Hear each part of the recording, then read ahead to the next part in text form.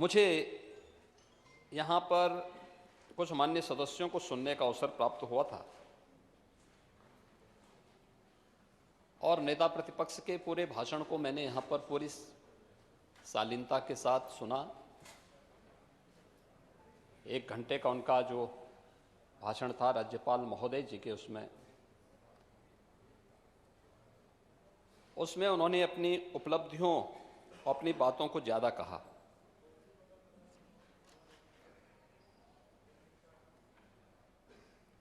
वो स्वाभाविक रूप से नेता प्रतिपक्ष होने के नाते उन्हें अपनी बातों को कहना था, लेकिन मुझे नेता प्रतिपक्ष की कुछ बातों को लेकर के बहुत आश्चर्य हो रहा था। और ऐसा लगता था कि एक होता है कि व्यक्ति चुनावी सभाओं में बात करता है, वहां पर वह अपनी अपनी मीठी मीठी बातों को बोलता है, लेकिन सदन में चुना गया सदस्य तो यह प्रदेश के अलग अलग भागों से चुन करके आया है। जमीनी धरातल की बात उनके सामने अगर होती तो बहुत अच्छा होता। और मुझे उनकी भाषण पर एक बात कहनी है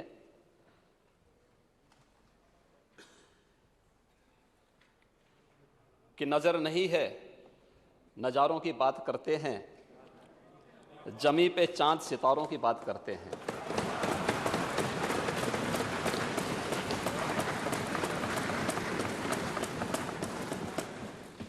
वो हाथ जोड़ के बस्ती को लूटने वाले भरी सभा में सुधारों की बात करते हैं।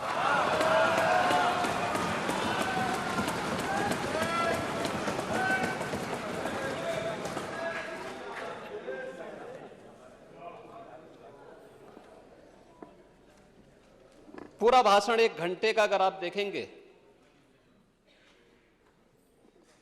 मुझे लगता है कि नया जनादेश प्राप्त सरकार के सामने जब हम इस प्रकार की बात करते हैं तो एक प्रकार से जनादेश का अनादर ही कर रहे हैं। और मुझे इस पर एक बहुत अच्छी बात याद आती है। एक मनीषी ने कहा कि अभिमान तब आता है जब हमें लगता है कि हमने कुछ किया है, और सम्मान तब मिलता है जब दुनिया को लगता है कि आपने कुछ किया है।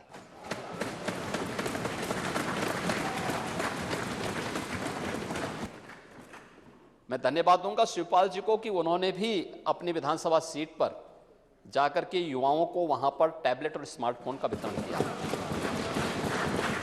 और भी अन्य मान्य सदस्य भी वितरित करें। उनके विकास की सभी जगह गए हैं, पहल करना पड़ेगा। उत्तर प्रदेश के अंदर भर्ती घोटाला की चर्चा कर लेते, सहकारिता भर्ती घोटाला की भी चर्चा कर लेते, जल निगम भर्ती घोटाला की भी चर्चा कर लेते, गोमती रिवर फ्रंट की भी चर्चा हो जाती। कैसे 147 करोड़ के पीपीआर को बढ़ा करके 1400 करोड़ रुपए से अधिक का पैसा खर्च होने के बाद भी कार्य अधूरा पड़ा हुआ है। खनन घोटाले की भी चर्चा कर लेते, उस समय के एक मंत्री आज भी बेचारे जेल में हैं। यानी ये स्थितियां थी। खाद्यान्न घोटाला है, घोटालों की जो श्रृंखला प्रारंभ हुई थी, ये सभी क्या थी? लेकिन मीठा मीठा गप और कड़वा कड़वा थू, ये जो प्रवृत्ति है ना, ये बड़ी विचित्र सी स्थिति पैदा कर देता है। और बड़ी चालाकी के साथ हमारे नेता प्रतिपक्ष निकलते हुए चल रहे थे कि ये भी हमने किया, वो भी हमने किया, वो भी हमने किया।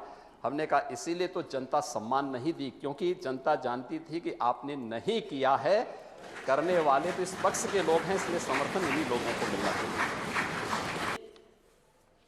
प्रदेश के अंदर हमारे श्रमिकों के लिए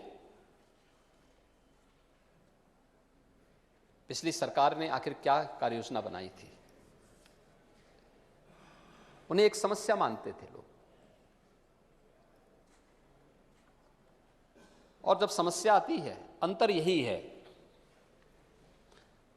आप समस्या पर चर्चा करते हैं, समस्या पर चिंतन करते हैं, और हम लोग समाधान पर चिंतन करते हैं। महोदय, समाधान के यानी समस्या के दो ही समाधान होते हैं, और दोनों का नाम एक ही है, भाग लो भाग लो। यानी एक भाग लो का मतलब हम उसमें उस चैलेंज को स्वीकार करें, उसका समाधान निकाल लें, और एक प्लान कर लो। आपने प्लान का रास्ता अपनाया तो जनता ने आपको पलायित कर दिया। हमने चैलेंज को स्वीकार किया तो हमारा श्रमिक हमें सम्मान देने के लिए खड़ा होता हुआ दिखाई दिया। आजमगढ़ में नेता प्रतिपक्ष तो आजमगढ़ से सांसद रहे हैं, विधानसभा के सदस्य बनने के पहले आजमगढ़ से ही थे। कम से कम अपने समय में खोल लिए होते विश्वविद्यालय, नहीं फुर्सत मिली, लेकिन हम लोगों ने महाराज सुहेल देव के नाम पर विश्वविद्यालय की स्थापना हम लोगों ने। मैं सोच रहा था कि नेता प्रतिपक्ष ये भी कह देंगे कि विश्वविद्यालय तो हमने भी सोचा था, लेकिन बना हमने दिया। लेकिन बनना चाहिए, ये आवश्यकता है, बनना भी चाहिए, वहां की आवश्यकता थी, हम लोगों ने बना दिया है। एप्लीकेशन की कार्रवाई चल रही है और उसका भवन का निर्माण भी युद्ध स्तर पर चल रहा है। भारतीय जनता पार्टी का कार्यकर्ता उसको स्वीकार भी नहीं करेगा, और मुझे लगता है आपको तो कम से कम ये देखना चाहिए कि नेताजी ने तो एक बार कहा था कि भाई अगर कार्यकर्ता देखने हैं तो भारतीय जनता पार्टी के कैडर को देखो।